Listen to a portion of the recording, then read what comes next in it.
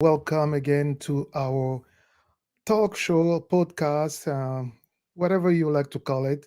And tonight I'm not by myself. I'm with my good friend Luis, and we were chatting about international students in North America, in Canada, and it's really after the video that I made talking about the challenges of Congolese girls coming to study and facing challenges because of lack of funding or because their parents can no longer continue providing for the needs while they're here studying. And you will not believe it, Luis had some great insight about it, and I'd like to let him talk about it. First, tell us how many times, Luis, have you been an international student? Good. I can do that. Well, thank you, Joel, again for having me back in your podcast. It's awesome because we have our conversations at work, and then you have your ideas, and then you put them together, which is awesome. And I've been an international student since I can remember. My first time was when I was 17. I had the chance. My parents sent me to the U.S. to learn English as a foreign exchange student the first time. So I did my senior year there in Missouri, Marshall, Missouri, a small town. So that was Mm. my first international student visa, the first F1, as they call it in the States. Then the second time, I had the chance to be sent to college in the States. That was my second renewal for the F1 student. Then the third one from college to university. And then I relocated to Panama in 2014. I was living there as a permanent resident. And I also completed my master's degree again as an international student. However, in Panama, there are no visas when you're a permanent resident, but Mm. still, I was considered an international student, which is, it's something that I was already used to. Then, as you know, we relocated to Canada back in December 2019. And the way we did it legally was me going back to school to a college here in Toronto, Ontario, again as an international Mm. student, going through the full process of getting the all the paperwork ready, applying to to different colleges, making sure that the college is authorized by the government for you or for the student to then have a work permit, Mhm. paying this fee, the other fee, paying the initial part of the tuition. So I think what I've had five or four to five international student visas. Uh, Oh, from 2006 up to 2020. wow. Yeah, 2006 to 2020. So yeah, basically 14 years. exactly. Basically, my once I finished high school back in Venezuela because of the political situation there back in the Mhm. day, um, my parents gave me the opportunity and they put it on the table. They gave me options. You want to go to school here, which is just not safe for you. Mhm. It's not the same thing, although the education in Venezuela is actually very, very good. Or Mhm. you want to have the chance of moving to a North American country, learn the language, learn about the culture, and Mhm. integrate into that society, and probably stay there, as a legal permanent resident later, like fully migrate to the Mhm. states. So yeah, I've been here, there, over there. It's been I can say it has been fun, Mhm. especially when having the chance to live in the States and then back to Central America, because I've never lived in Panama until I moved there. And Mm. then North America, a little bit of North, which is right now Canada, Mhm. three different countries. I mean, many people say that the US is the same thing as Canada and vice versa, but they're way different countries. It's just completely different. But Oh, tell us a little bit about the difference that you see as an international student between the USA and Canada. Well, just as a small disclaimer here, when I was an international student in the States, that was from 2006 to 7, then 2008 to 2010, and then 2010 to 2013. So, of course, in Florida, because of the big influence of the Hispanic community, of course, I was closer to my community. But still, being in Orlando, Florida, the American culture was the day to day for me. So I adjusted quickly because I came from living with an American host family, great people. Mhm. Then, of course, when you come to Canada, the big difference right there, of course, the weather. Canada is here is a bit cooler compared to Mhm. Florida, but nothing that Uh-huh. we can we cannot adjust to, which is just we knew about that. But when it Mhm. comes to diversity, Mhm. coming only I only know Ontario, I only know Toronto, a little bit of Montreal, and soon to get to know Quebec. And Ontario is way more diverse when it comes to uh, going to school as an international student with different cultures. So Okay. being part of a minority, in this case, the Hispanic minority, Mhm. is very small here compared to the states. Now Right. here, and as you know, where Mhm. you and I work together, we have different cultures. Yourself being from Congo, myself being from South America, Venezuela, and then we have other fellow um, uh, like other co-workers from other countries like India or Iran or Pakistan. So Mhm. very diverse, lots Mhm. of students. So it's I've never been to school with so many different cultures. Personally, Wow. only Americans and then Hispanics or Hispanic Americans. So Mhm. that's what I was used to it. And then in Panama, basically all Panamanians and a few Venezuelans. But here, everything was completely new to me and Mhm. I had to quickly adjust. I had to get to know how was the day to day for a Torontonian. I think that's Yeah, how they call it. Torontonian. Because the minute you move to Toronto or Ontario, Ontarian. The minute you Mhm. move to Ontario, you have to work on trying to adjust yourself to the day to day here.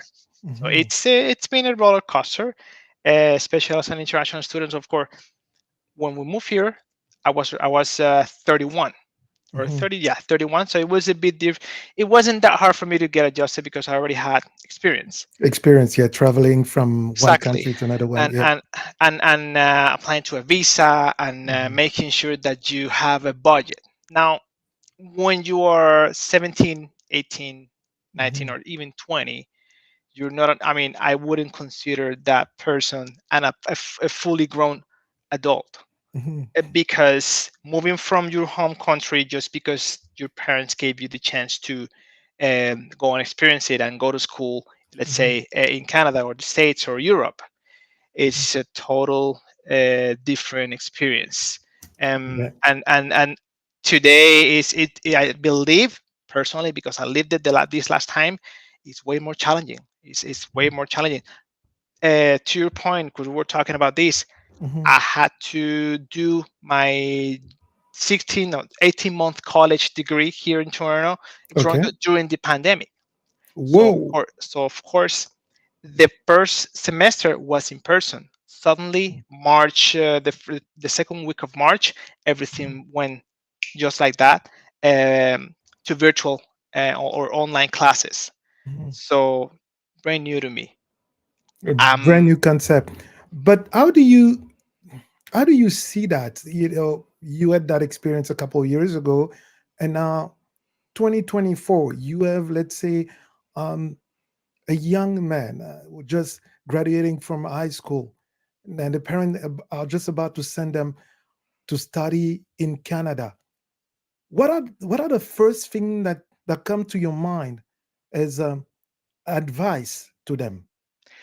the first advice I will literally give to the parents of that Mhm. kid: consider the paperwork that they have to fill or to complete in order for that kid to apply to that school. All the information has to be accurate. Okay. Please do not falsify documentation. Do not turn in fake financial documents, because at the end of the day, the parents, you as a parent, are going to stay in your home country, but your kid is going to go to this, is going to come to this new country for school. So my first advice is always, I mean, 100% be honest. Do Mhm. not falsify financial statements, because once the school and the government knows that the documents uh, say That you yes, this, submitted, that you that you provided. submitted the documentation and they're ready to move, because yes, apparently they have the financial means to come to Canada, Mhm. and the visa gets approved. But the parent put in their financial statements, oh yeah, I have the $30,000 US or Mhm. the $35,000 Canadian for my kid to stay to study there and live there. But if they lie about that, once that kid comes here and they run out of money, Mhm. and they cannot work part-time because they are just taking the basic English courses because they have to take the remedials. Right. They cannot work part-time legally. Really? They cannot, unless you start your program like supply chain or business or Mhm. science. Before that, if you're taking remedial English courses, you cannot work even part-time, unless you do it like many said, and many told me when I was in college, oh, I'm just working under the table. That's their own Mhm. decision, but they have to do it because they may be running out of money, especially during today's world. The economy is actually very harsh for many. Mhm. The minute you send your kid as an international student and you've falsified financial documents and they run out of money and they cannot work part time, you don't know where your kid is going to sleep the very next day, what they're going to Mhm. eat, who's going to be giving them a legitimate job, what are L- they going to do for a living during those months, especially during the weather or during the winter. Right now, mhm. it's getting very cold, Cold. Yeah. and if they don't have a place to sleep, where are they Mhm. going to go? A refugee center? They're not, maybe they may not be able to be received at that refugee center. As a matter of fact, I was driving and telling my wife that I was going to have this conversation with you, Mhm. and she reads a lot. Oh And yeah. she told me she reads a lot about all these type of things, and she Mhm. told me that international students now are being banned from food banks. Come on. Say it again. International students today are being banned from food banks. But there is a reason why. I know Okay. Yeah. denying food to someone is actually not a good thing. But here's Mhm. the thing, if in Mhm. fact an international student is going through a precarious situation and they need food, Mhm. of course, let's They give them will. food.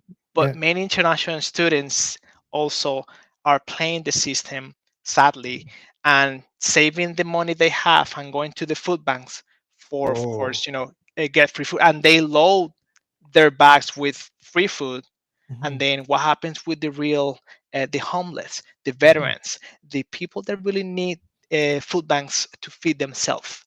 So many things have been going on, and again, if you're a parent and considering investing money on your kids' education, that's awesome. I'm Yeah. all for it.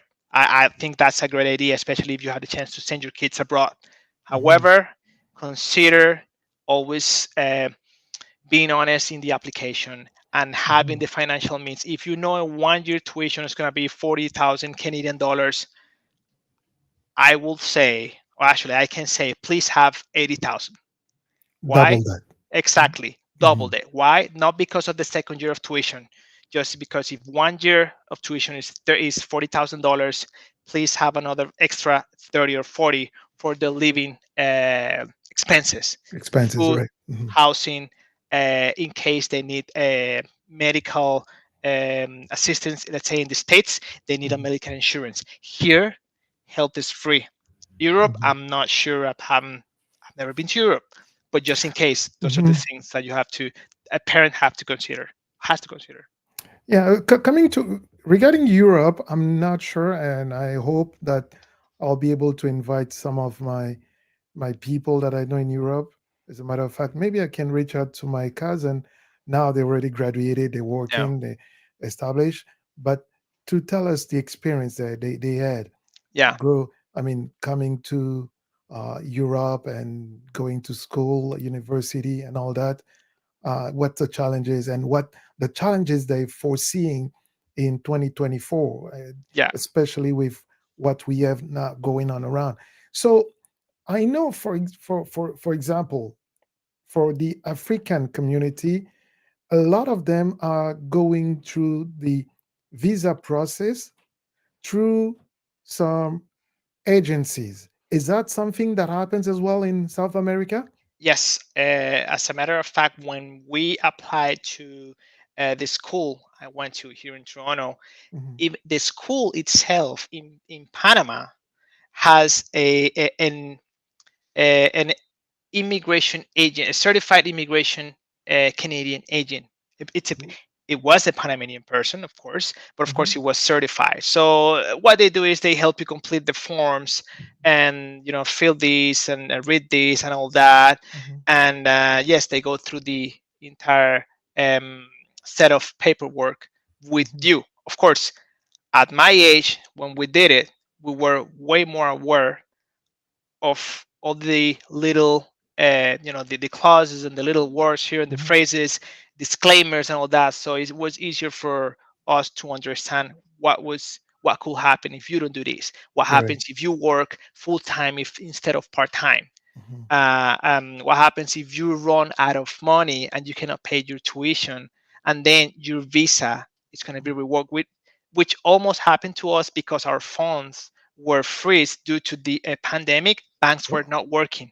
oh. Remember? So of course, our bank in Panama, we needed to transfer the rest of the money here, and we Mhm. couldn't do it because, of course, banks were not working as usual back in 2020.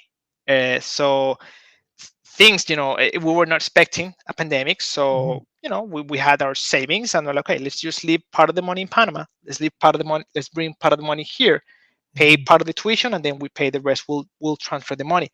But we almost stay out of run out of money for housing Mhm. and for tuition and for food until the bank got the like the emergency, the alert. So listen, we need to Mhm. transfer this money. Everything can be done through a few clicks, which is honestly can be done like that. Right. But bureaucracy, when you don't have, if I may say, when you don't have millions of dollars, you just Mhm. want to transfer a few thousands, they look at your wire transference like if you are a bad person. If you're trying to steal the money from the government. Exactly. So, and even the bank here, they were like, "We're not gonna ask you because we know that you're a student. So the Mhm. minute the wire gets approved, I mean, you'll have your funds. But if Mhm. your Panamanian bank takes longer, it won't be possible." Until, of course, they were like, "Okay, cool. Click here and there. Good." But things like that can happen to a 17, 18, 19-year-old kid, Mhm. and they don't have they're not mature enough to react, because it's just, I mean, Yes. probably they will be in fear. Okay, what's going to happen? I'm not going to have food, I'm not going to have housing, where am I going to go? I'm running out of money, I'm running. And then it can happen, and then Right. they get their visas revoked while being here. So that means So if the visa get revoked, do you know what happens? immediately after your visa gets revoked, at least in Canada, I Mhm. know you are on an illegal status. Of course, that doesn't mean that you're gonna be walking down the street and then you're gonna be caught and deported. However, the minute you have to renew that, you have to go use an immigration agent to renew it, or Mhm. an immigration attorney. And immigration attorneys are way expensive. Way expensive. Yep, Yeah, while you were talking, and I was just typing and see on the immigration website some of the information they provide. We'll be sharing that to the people so they can see where they can get information, because you're talking about exactly. your experience, but things are moving. As we know, Canadian government in terms of immigration, they changing a lot of things, and about, I think, every 6 months you need Yep, to check and know what's a new thing, what's a new status, what's a new condition, what's the new terms.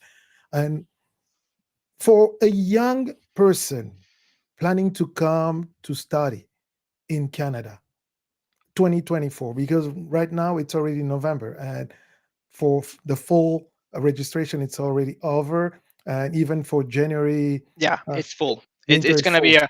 for the approved schools by the government. If I may, I'm sorry for interrupting because I think I forgot to mention this. Check the immigration website, the Canadian immigration website, because there you can find all the schools that are approved by the Ministry of Education and, of course, the government that are authorized to give you a postgraduate work permit.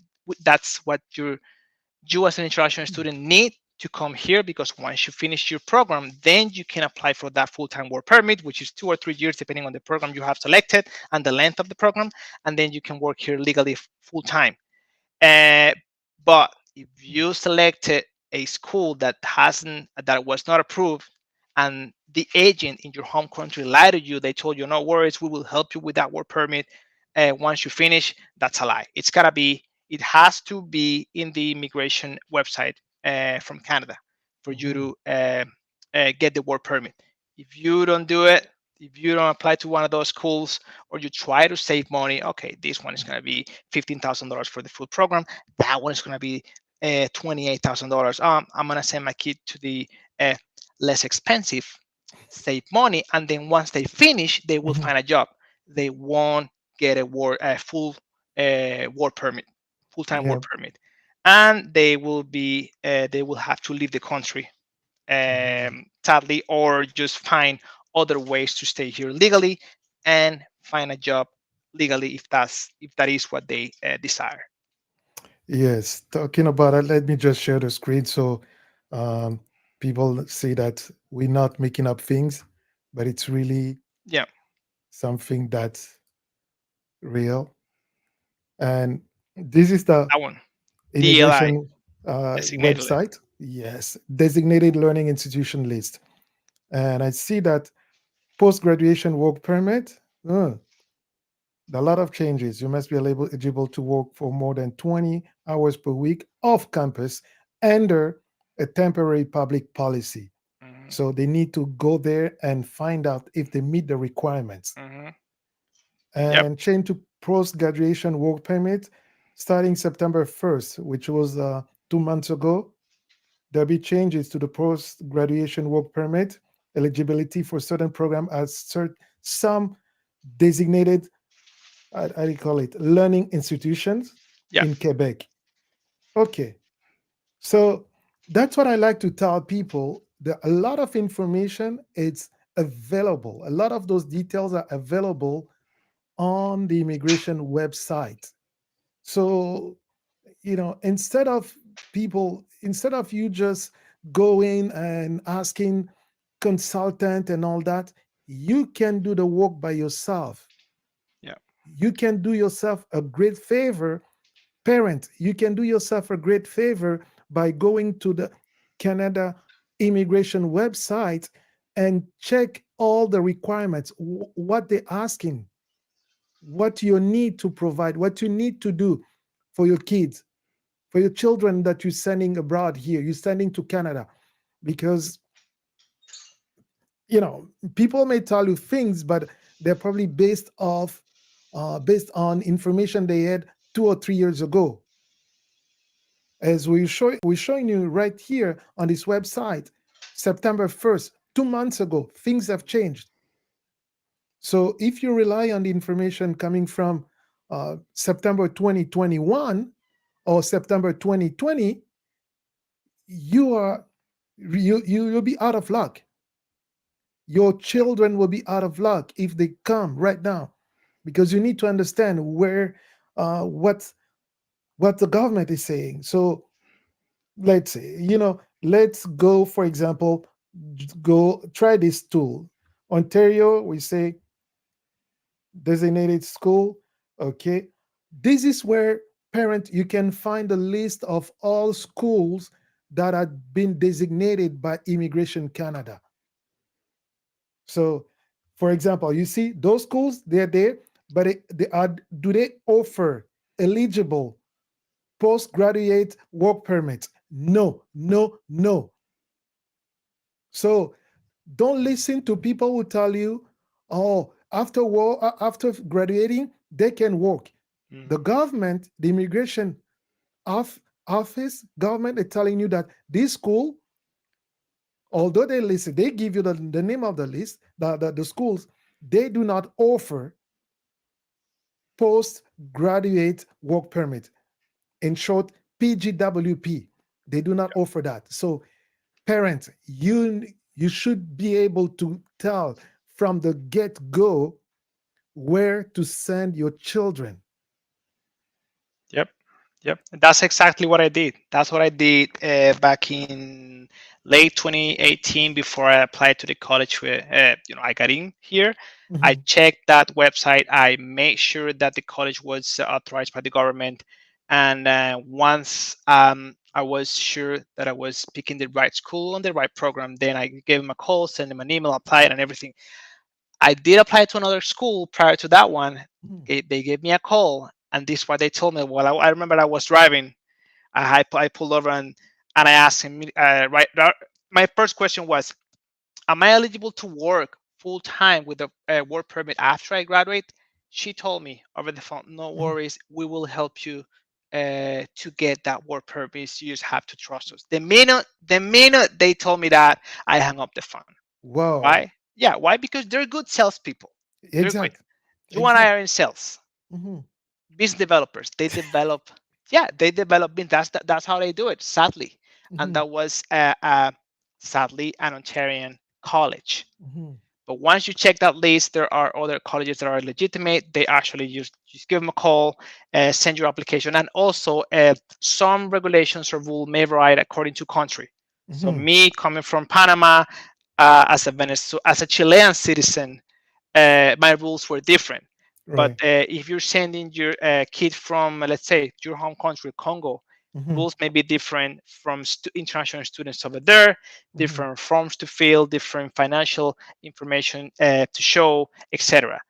Nothing to worry about, but just make sure that you read every detail of every, the website, and then of the school that you choose, that you've chosen for your kid. But now that we know this, and again, like we're saying, it's best to tell people, listen, you may not trust me, you may not believe my opinion, my advice. Go and check for yourself. Yeah, This is the yeah, link. Because I'll tell you, I got some calls, some people calling me and asking me and say, "Oh, what about this?" I say, "For your case, okay, this is the link." I kind of help them and say, you are from X country. Okay, this is what the Immigration Canada is saying about yeah, people coming from that country. yeah, You go and read, yeah, yeah. because I don't want to tell you things and you'll be like, "Oh, Joel You told don't me." want us to come there. You don't want us to be there. You don't want me to send my kids to that country. No, honestly, Mhm, you're free to do with your, send your kids. I think I say, because I've been an international student several times and I've learned a lot.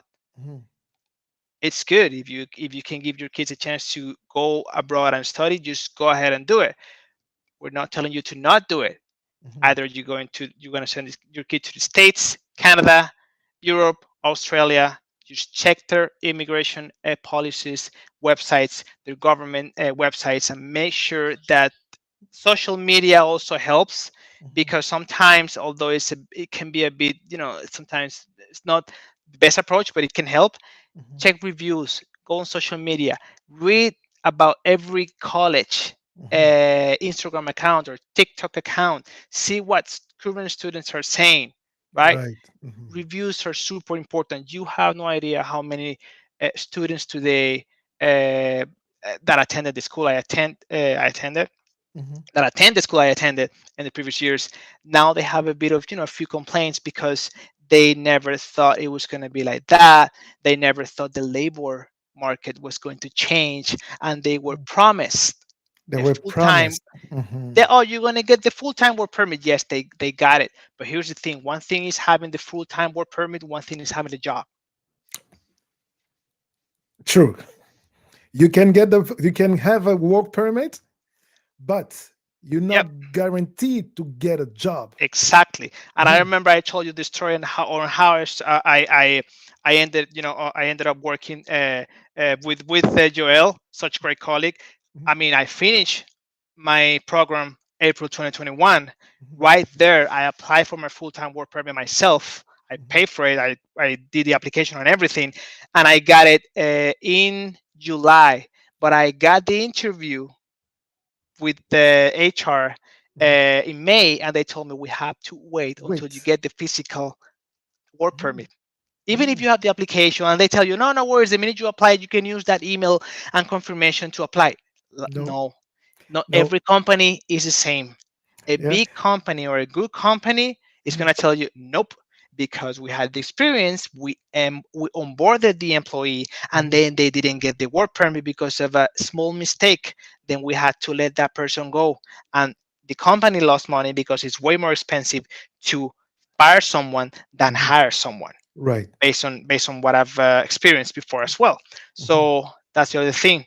You can Yeah. have your full-time work permit, but that won't guarantee a good job.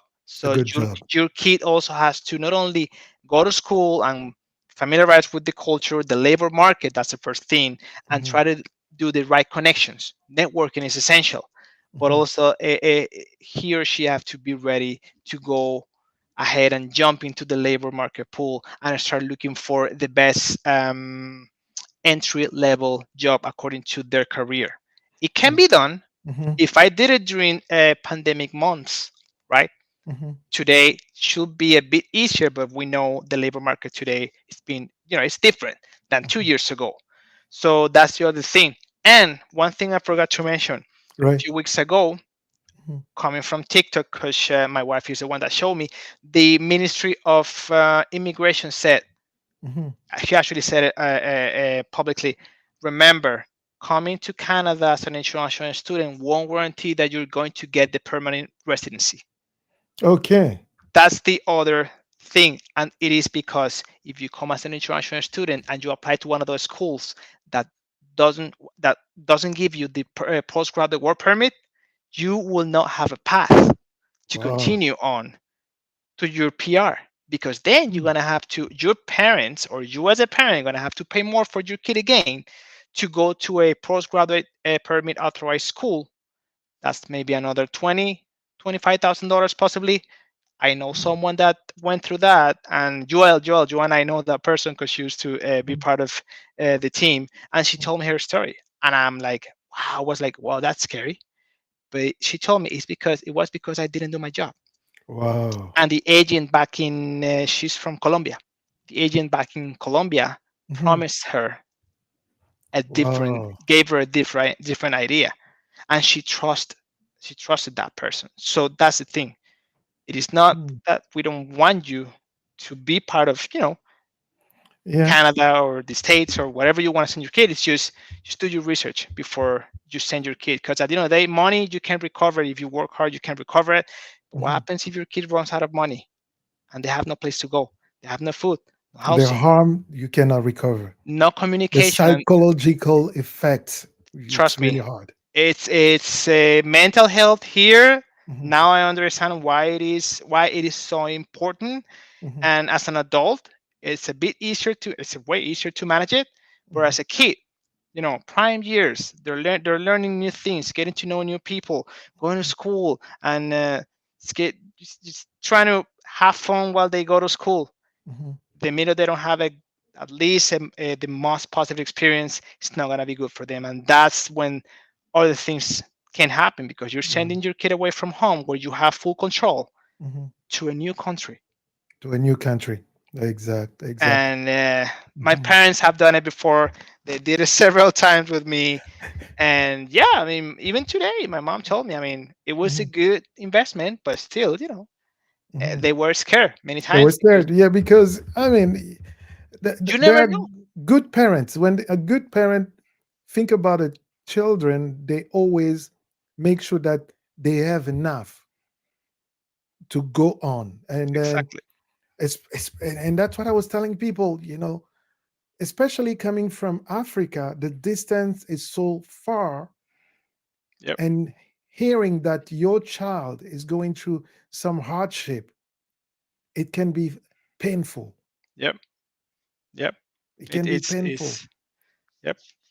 And So we again, like you said, and I'm addressing this to all the viewers, we are not here to stop you from sending your child to come and study in North America or Europe or anywhere as an international student.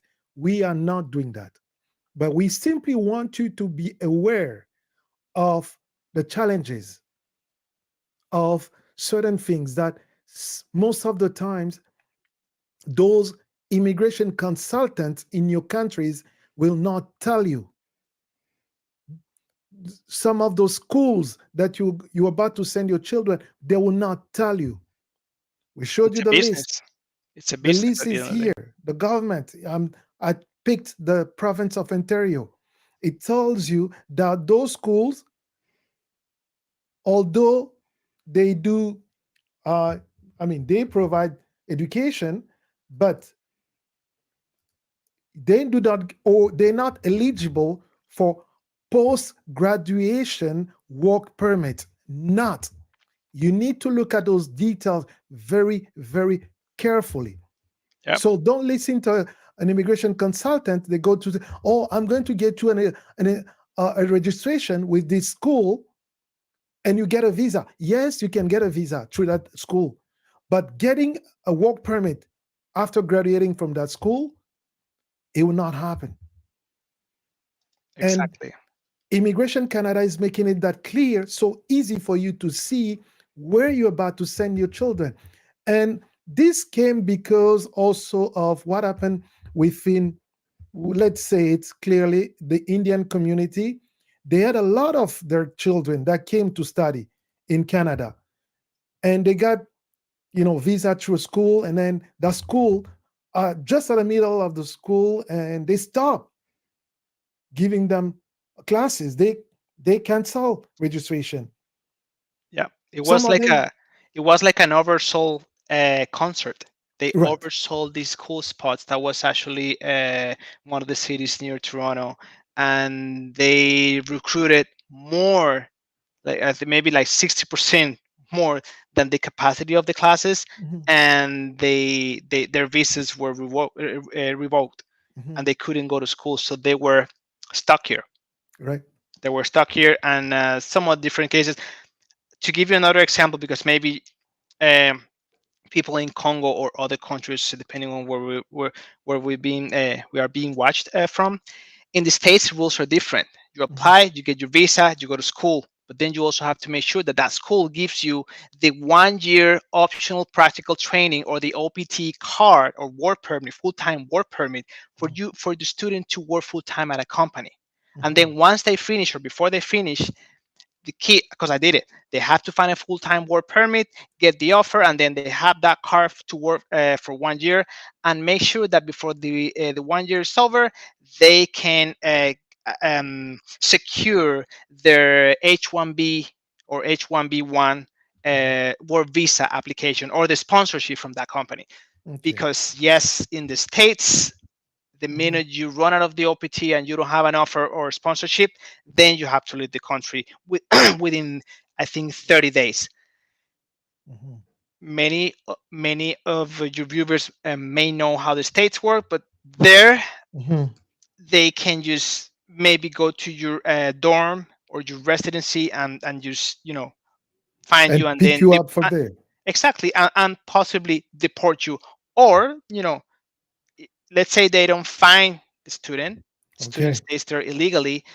The minute they're caught driving, and they're not going to have a chance to have a driver license or whatever any other Mhm, stuff. So it's the same situation. Just make sure that you do your research thoroughly, and make sure that your financial situation as a parent is actually in a great condition, and make sure that you all like over prepare, because you're mhm. sending your kids away.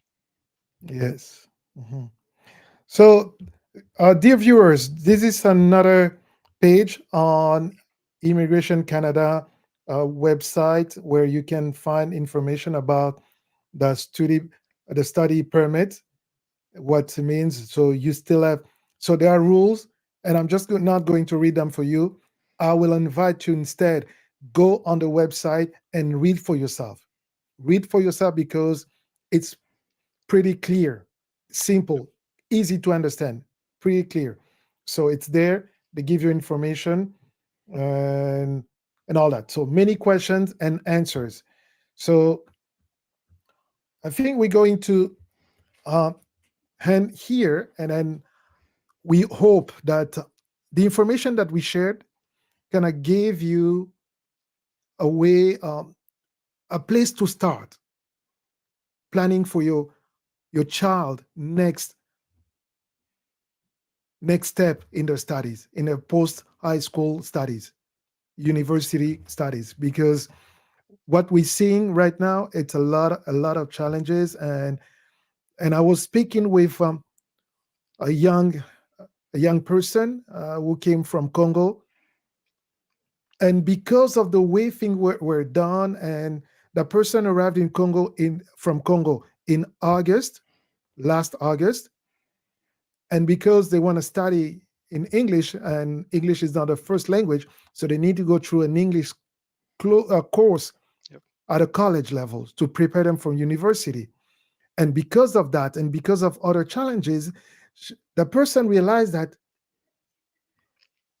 they will not be able to start university until next September. Yep.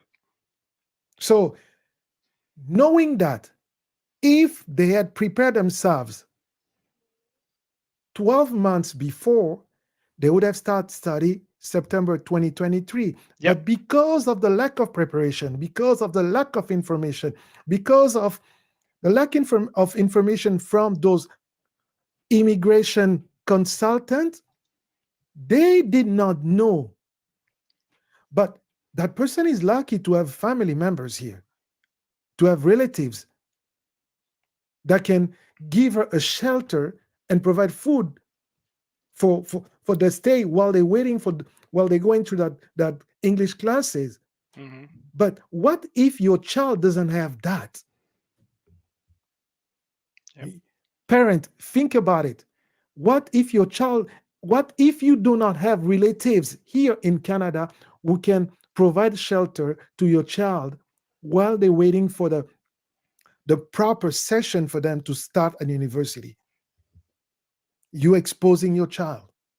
And Yep. we really don't want you to be in that position because, like it or not, or believe it or not, when you hear those kind of challenges, those kind of hardship from far from Canada, you hear that it's not pleasant.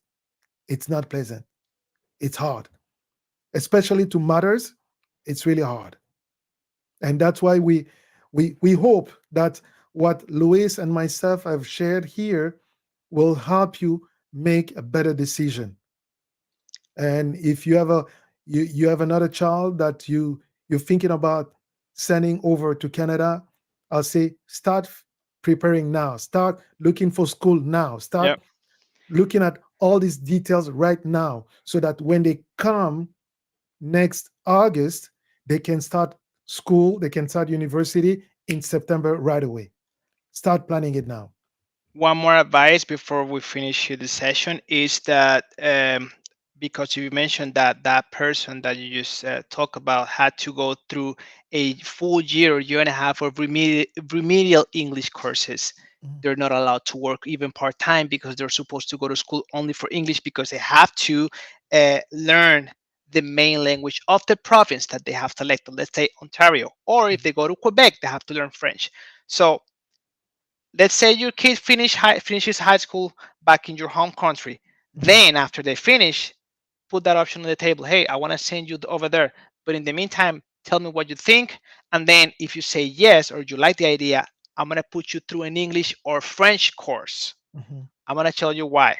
Because there are ways in which they can actually go ahead and move forward through the system when they come here legally. If they do the CELPIP or what's it, the CELPIP or the International English Language Test, right? Right. Those are the authorized tests for international students to come here.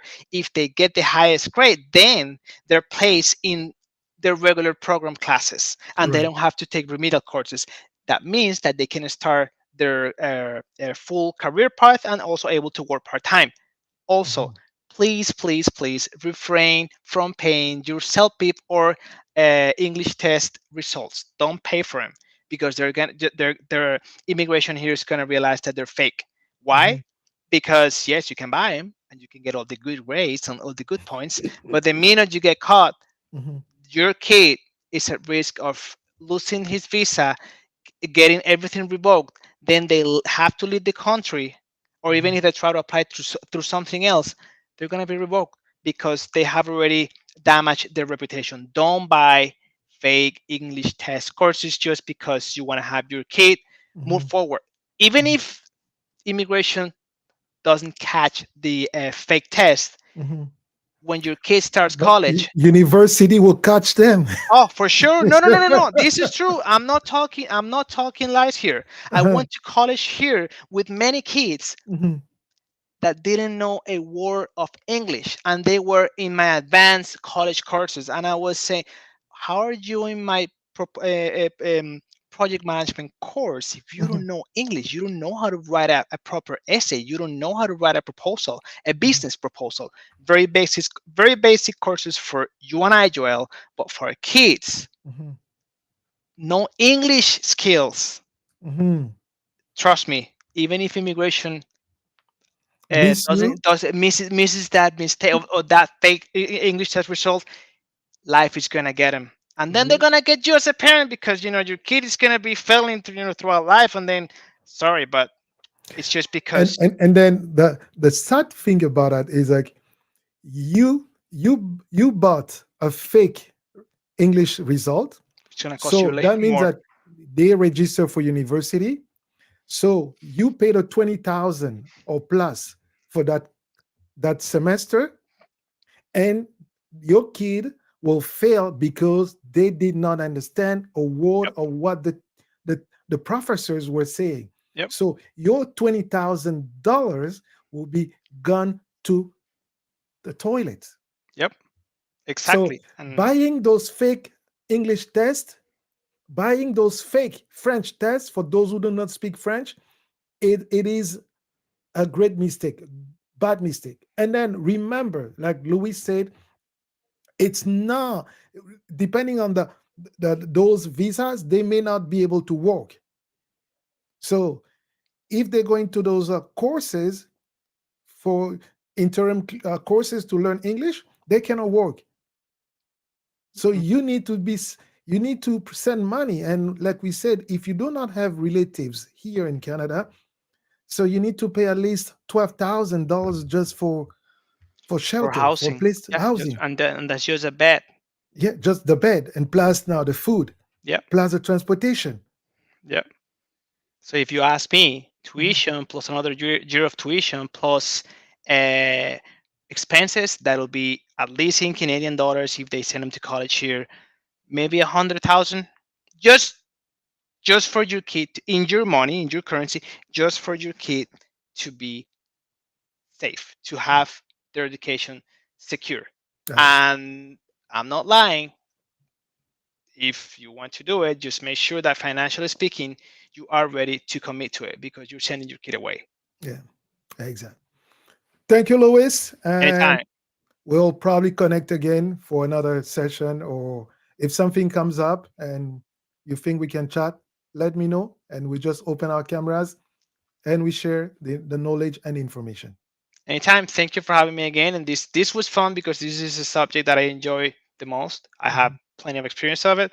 Uh, so thank you for having me. Please, guys, subscribe to y'all's channel, send messages, any questions you guys have. We're not immigration advisors. Remember, Mhm. we're just regular people. He is a parent. I am not, but I used to be an international student. So we're just two co-workers with plenty of time today, Mhm. not every day because we work, but today, and just having great conversations always. As always. All right. Take care. Bye. Bye.